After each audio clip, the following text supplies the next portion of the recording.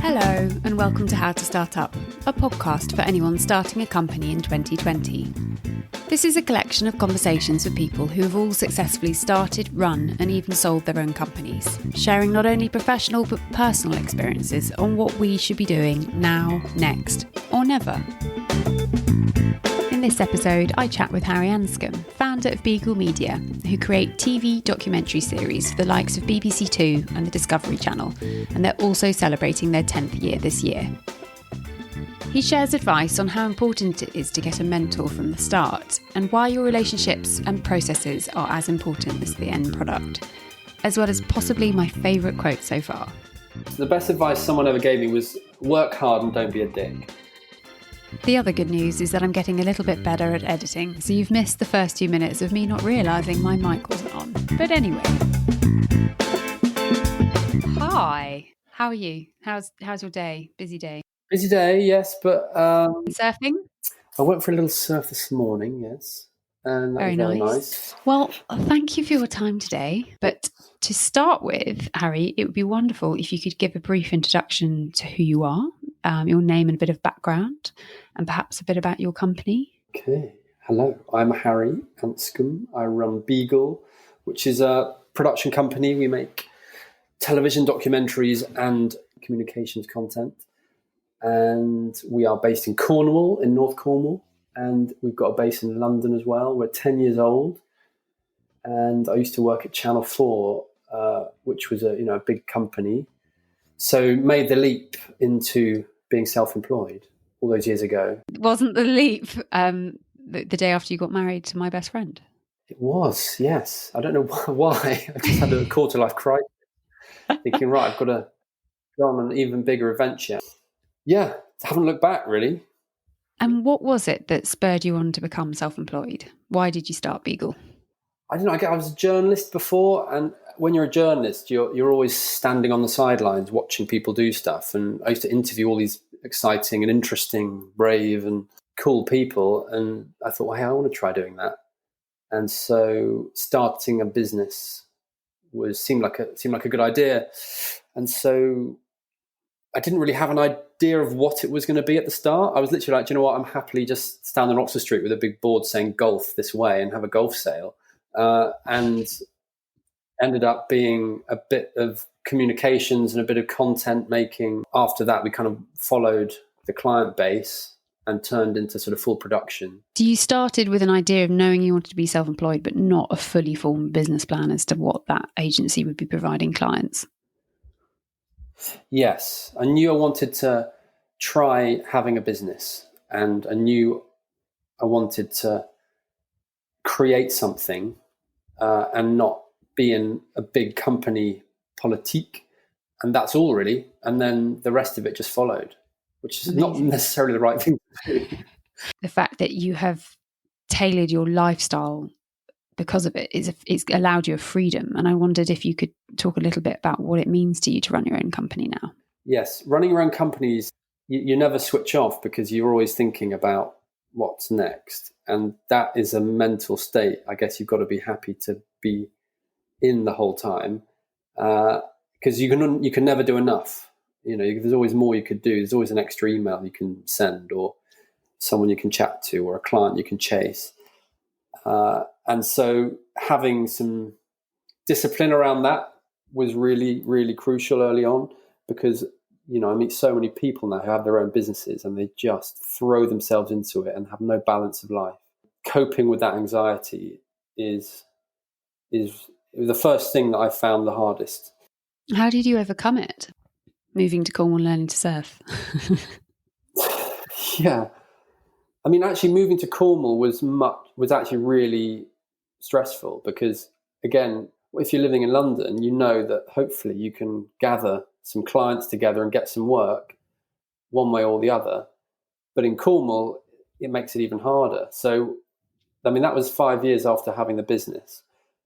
And we just thought, you know what, we're going to make it work. We just need to have a standard of living if we're going to have a business and that balance of life. And so we just went for it. And it was stressful at the start because we were worried we weren't going to make ends meet. If you've got passion for what you do and you're happy to put the work in, then you'll make it happen. And you started a company. What was it you did first? So at the start, I quit my job, I sold my flat, and I had 50 grand. And with that, I thought that can see me through for a period of time. So I had a little bit of buffer. I made a website and wrote some bullshit and put it on and, and agonized over every sort of adjective to describe myself and my experience. And then soon realized it was about just getting out there and meeting people, meeting potential clients. And after about 3 months, managed to get some contracts through the door. And it kind of went from there. Because I remember when we first chatted and I was starting out, and you'd given me some fantastic advice about finding a mentor. Yes. So I'm telling you my experience because it wasn't the right way of doing it. I guess there is no right way. I just knew I wanted to have a business and I wanted to create something and have that experience. And so just threw myself into it. But if I could talk to myself back at the start 10 years ago, I would say get a mentor, because we found a chairman 5 years into the business and it's the best thing we did. And that person is an experienced, seasoned silver fox who has been through 25 years of running their own business to great success. And there's a lot of people out there like this who are happy to give advice and keen to do that. And that's a passion of theirs, instead of sort of joining the golf club or something. Mm-hmm. And that gave us so much focus and direction and confidence that we were making the right decision, and we kind of put our lives into that person's hands a bit, and it's worked out really well. Having that experience next to you means so much. And how did you go about finding this person?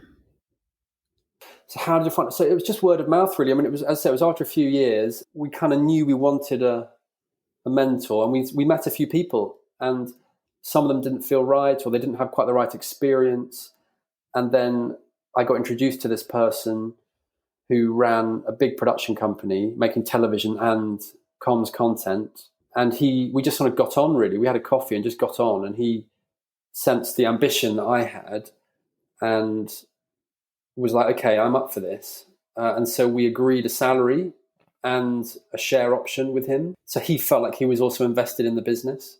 From day one, it's been just brilliant. The risk is they give you advice that you don't like, and it's challenging at times because they tell you all the bad stuff. They tell you, they're not there to pat you on the back, really, or say what an amazing job you're doing. They're there to steer you through all the tricky moments and to tell you when you're doing things wrong. We had so many little side hustles when we started. We were like, hey, let's do a bit of this and do a bit of that. And, we made a hologram machine with Conran, and we had a little climbing business on the side.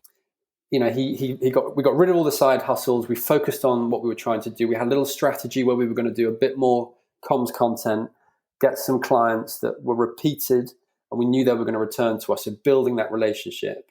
And then we were going to go into television, and that's exactly what we've done. And it's worked really well based on that advice. When you're running a business, the hardest thing is the people and dealing with, relationships that haven't worked out, whether that be client or staff. He has been brilliant at helping us be grown up about that, because when you're counting every penny and it's your own business, everything's sacred. And I think a lot of business owners fall down at that point. So he's helped us be grown-ups. He's helped us get rid of the side hustles, and he has, helped us grow. And that was absolutely vital. So you recommend do that from the get-go? I would say get a mentor as soon as you can. And if you're ambitious, be happy to take negative thoughts on board, because they'll help you. Like, critics are the ultimate optimists in a way, and he believes in us, and that person will believe in you, but they will be critical, but you will grow so much quicker. And just little things like being taught that relationships are so important, and that process is as important as the creative product you're making in a lot of instances. I was going to say, if you find yourself having lots of expensive lunches and then just agreeing with everything you're doing, then you probably need to change your mentor. Because, hey, you might be doing everything right, but it's very unlikely. Yeah, oh gosh, exactly. Yeah. What does success look like to you being self-employed? Success to me is growing a business having staff that are with us long term and that feel like they're being fulfilled in their roles, and having a balance of life, which is hard to do, and take belief in, in your routine and how you work. How do you structure your day or ring fence that work-life balance? I think when you own a business, you start getting to know yourself really well, because you're dancing to your own tune, and you start realizing, well, actually, personally, I work really well early in the morning and I peter out at about 3:00. If that's how you work best, then wrap your day around that. Don't try and just work to the traditional 9 to 5 routine, which someone invented however many years ago.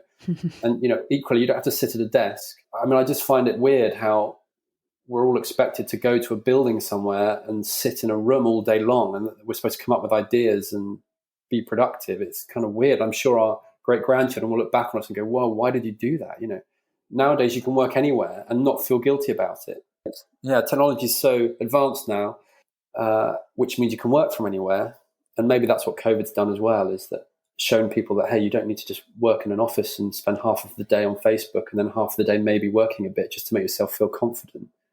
I feel it's given the world a giant wake-up call to autonomy, in that you're employing adults to do a job, let them just get on with it. Yeah. And what is it you enjoy the most about being self-employed? If you've got someone who's kind of really excited about going into work and really positive and, they're sort of jumping for joy every morning, then that's not realistic and they're doing something wrong. It's kind of the person who's praying over their rosary beads every morning who is the true business owner, because they really care, and that belief in what you do and having to have that passion and work hard in order to succeed, that's what owning a business gives me, that sort of adrenaline that you don't maybe get when you're in a big company, if that makes sense. Yeah, absolutely. I mean, I learned this very quickly. You can still have a bad day if you're self-employed. How do you reinstall that motivation and that drive? The worst experience I find running a business is confrontation and misunderstandings between people. And that's what I find the most stress. It's not really workload. It's not the amount of work. It's the communication and relationships with people that break down if something goes wrong. And I hate that feeling. It really hangs over me. It'll hang over me over a whole weekend if I feel like I've upset someone or they didn't understand what I meant. And that's kind of emotional energy. That's really draining. And that's what I find the hardest to deal with. And perhaps when you're in a bigger company or you're being paid, you have HR and you have structure and then dealing with that is something a mentor's for, I guess. How do you conquer it?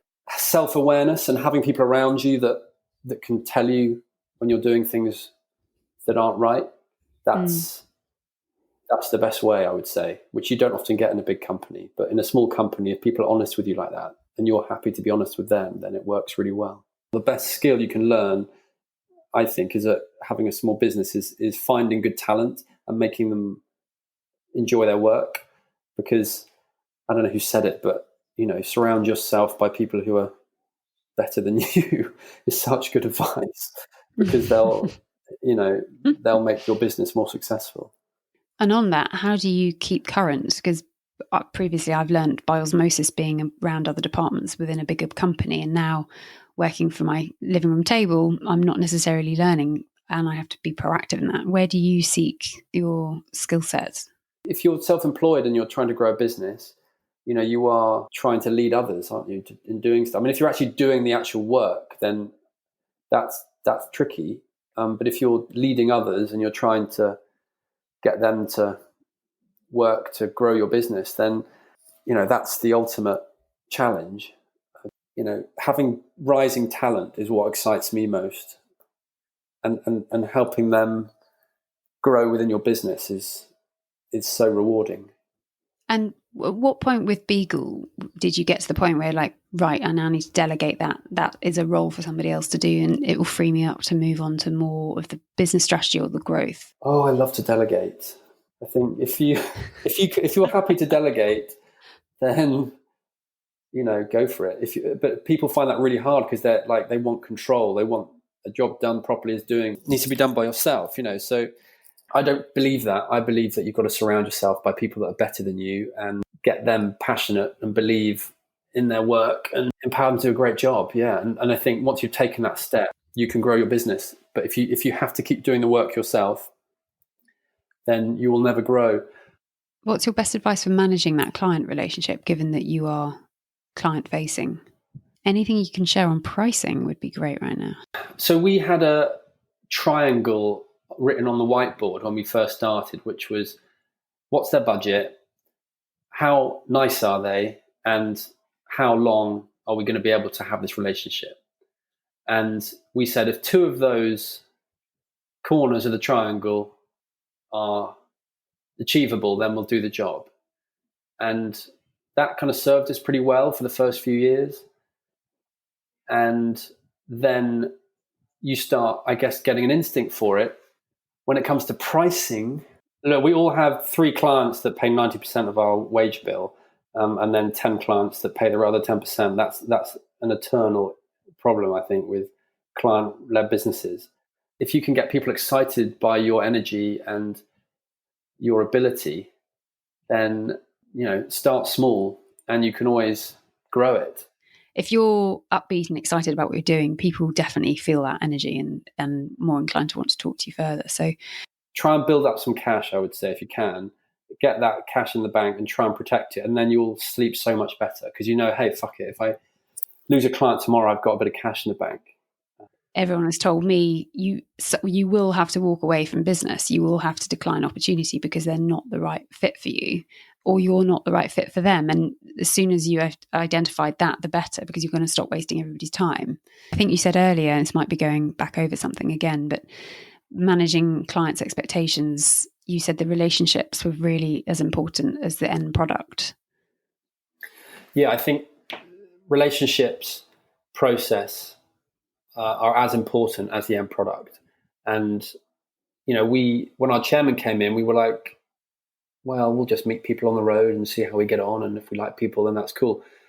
But he was like, we've got a client in America, go and see them. And we were like, well, that's going to be $5,000 in flights and accommodation. And we're probably going to get half an hour with them. He's like, just go. They will appreciate you going.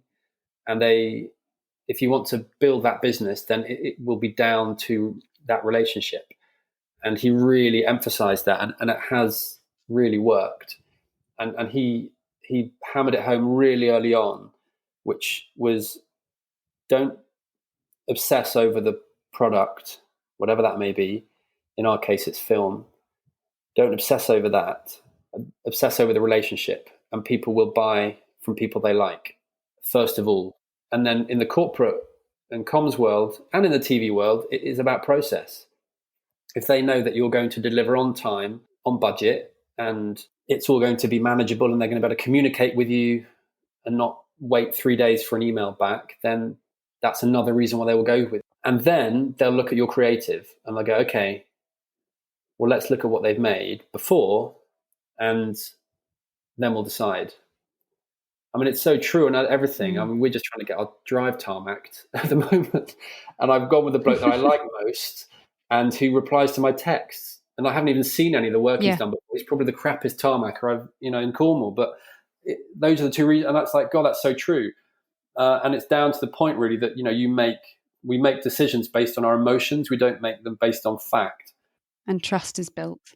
Yeah, and trust is built. And a lot of these clients, and that leads to a long-term relationship. And a lot of these clients have very strict procurement processes, which kind of reduces. But if you stick to relationship and process equally as you do to the product, that was the advice we got, and it's really stood us in good stead. And lastly, if you could go back and do it all over again, what would you have not done? If I'd started all over again, I would not have just opened up to everything. I would have tried to have focused on an area, and that area would have been something that would have been commercially viable, but also something that I was passionate about. And it's such a cliche, but if you try and do something you're not passionate about, you'll just plod along and be miserable. And all the effort it takes to setting up a company then what's the point if you're just doing something you could have just done anywhere else? But also, if you just do something you're hugely passionate about and there's no commercial angle to it, then you're living in a dream world. You won't survive. And I've seen lots of people do that as well. And it's hard on your ego to go street side when you're I was at Channel 4 and I had a Channel 4 email signature and I felt all important when I was 28. And when you're street side, you pick a name for your company and you've got that sitting underneath your name on your emails and you're like, fucking hell, I'm such a loser. Yeah. And you wake up in the middle of the night going, I'm such a fucking loser. And you get that, imposter syndrome. and then you win a client and suddenly you've got 50 grand in the bank because someone's paid you to do something. You feel like a fucking hero. There's a really beautiful convergence for me at the moment of being nudged out of my job quite forcefully, as in, hi, good morning, this is your last day, to there's a global pandemic, no one's going to be hiring.